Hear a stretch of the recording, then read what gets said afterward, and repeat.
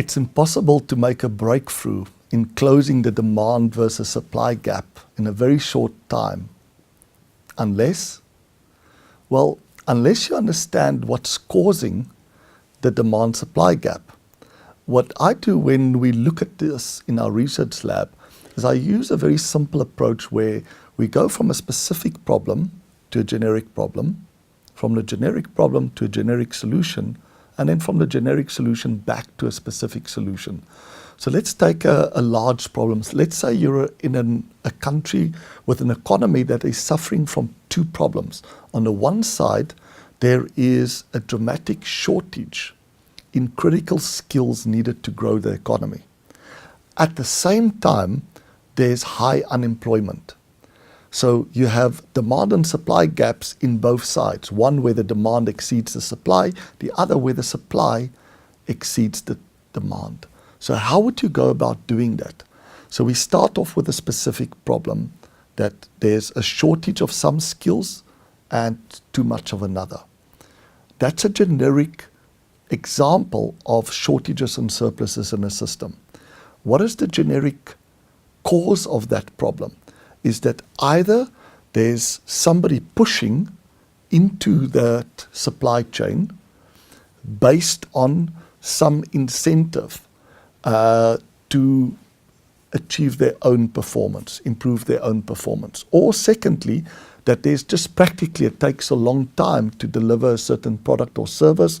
They have to use a forecast to predict what the demand will be, and as a result, they will get it wrong. That means that there will be either too much or too little in that system.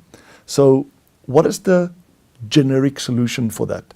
Two ways. Make sure we align the metrics to ensure that people do what's best for the system, not just for them. And secondly, is make sure we can cut down the time it takes us to produce that product or service so we are less dependent on long lead time forecast.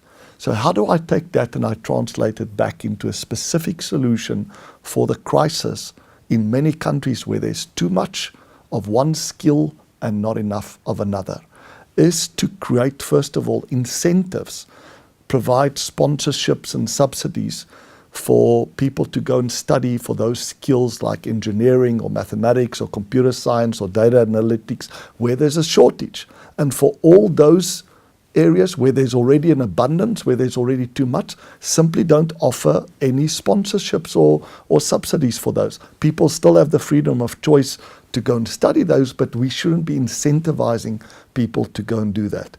And secondly, is there a way of dramatically shortening the time it takes to do training? At the moment, somebody's going through a degree of 4 years. How much of those 4 years do you think they're actually learning skills that would be applied immediately? Is there a way of dramatically shortening that time period? And we've seen that often you can bring it down by 50%, sometimes even 75%.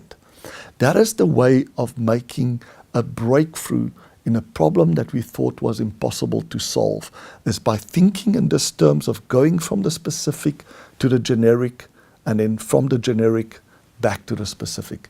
That's how we make the impossible possible.